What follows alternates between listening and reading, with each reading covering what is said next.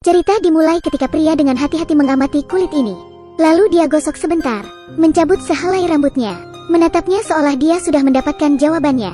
Lalu dengan mantap menebak, ini kulit induk babi. Raja mengatakan, tidak, kau salah.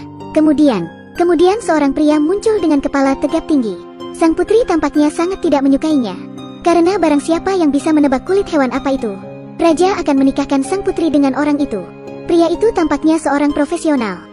Dia mengambil kaca pembesar. Sang putri sangat khawatir, takut pria itu akan mengetahui kulit apa itu. Si pria menjawab, ini adalah kulit dewa hutan. Sang putri langsung menoleh ke ayahnya. Tidak. Bertingkah seperti raja pada umumnya. Kemudian ada beberapa pria lain muncul. Mereka semua tidak bisa menebak kulit hewan apa itu. Mendadak, seorang pria hutan yang aneh muncul, membuat sang putri merasa takut, karena dia selalu tinggal di hutan. Indera penciumannya tajam melampaui orang biasa. Hanya dengan beberapa hirupan, dia bisa langsung tahu bahwa itu adalah kulit kutu. Seketika raja tercengang, senyumnya hilang. Ada apa dengan keadaan itu?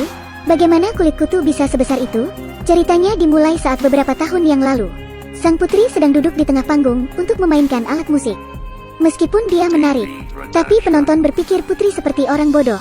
Tetapi mereka semua tetap duduk di sana, mendengarkan dengan antusias. Sementara ayahnya selalu sibuk bermain dengan kutu. Di akhir penampilannya, penonton dengan semangat bertepuk tangan untuk Valet. Melihat itu, raja pun ikut bertepuk tangan dengan acuh tak acuh. Lalu segera kembali ke kamar tidurnya. Dan dengan cermat mengamati hewan peliharaan kecilnya. Raja bahkan membangun rumah mewah untuk kutu itu, agar tinggal di dalamnya. Sangat mirip dengan orang tua yang bermain jangkrik. Hari-hari berikutnya, raja terus belajar tentang cara memperbaiki habitat si kutu peliharaannya. Dia bahkan mengabaikan kerajaannya sendiri. Kutu itu tidak sebesar kuncup bunga. Raja bahkan membuatkannya sepeda roda 3. Setiap hari, raja memberi makan kutunya sampai kenyang. Melatihnya untuk menarik becak selama 1 jam. Selama proses itu, dia berada di keadaan yang paling susah. Tak lama berselang, 3 bulan telah berlalu. Ketika sedang makan bersama putrinya, raja bertanya, pria seperti apa yang ingin kamu nikahi? Putri dengan bersemangat menjawab, tidak perlu terlalu tampan, tidak perlu terlalu berotot. Pria seperti Bill Gates tak masalah. Jangan khawatir, saya akan mencarikan yang seperti itu, kata raja. Setelah makan, raja bergegas membawa sisa makanan untuk kutunya. Tapi kutu yang pada saat itu sudah seukuran anjing. Makan dengan lahap. Raja melihatnya sambil membelainya. 3 bulan setelahnya berlalu. Karena makanannya terlalu bergizi, kutu malang itu menderita tekanan darah tinggi dan lemak darah.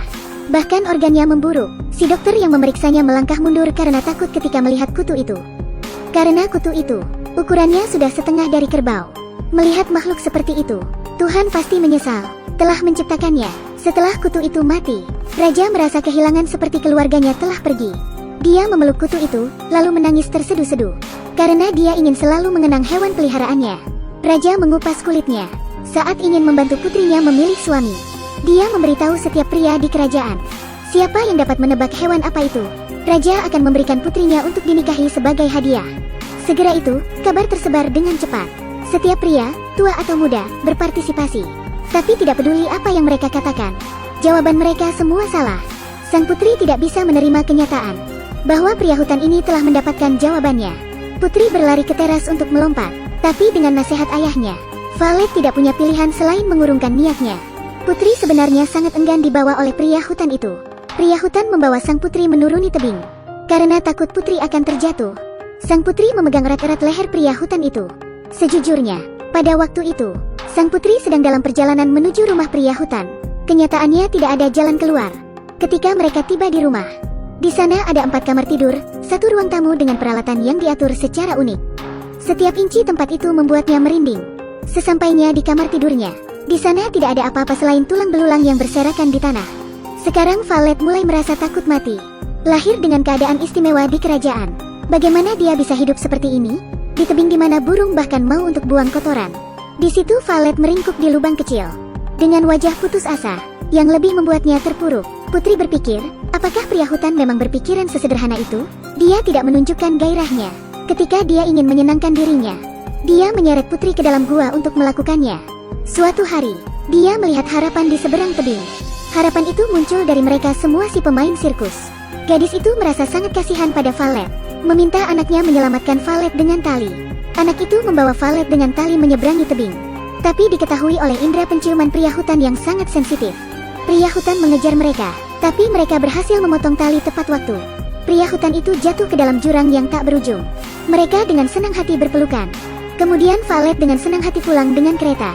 Tapi sutradaranya belum mau orang hutan itu mati. Dia muncul lagi dengan tubuh yang tidak terluka. Tak butuh waktu lama, semua orang di sirkus dibunuh oleh pria hutan itu. Hanya tinggal Valet sekarang. Untungnya pria hutan masih memiliki perasaan kepada Valet. Dia membiarkan putri tetap hidup. Tapi ketika dia ingin menggendongnya, aksi kejam Valet dimulai. Valet segera memotong tenggorokan pria hutan itu. Kemudian dengan berlumuran darah, Valet kembali ke istana. Melihat putrinya yang menyedihkan, Raja menyalahkan dirinya sendiri dan berlutut di depan putrinya. Raja ingin menebusnya dengan menyerahkan tahta kerajaan kepadanya. Tetap ikuti terus kami untuk mendapatkan petualangan sinematik lain.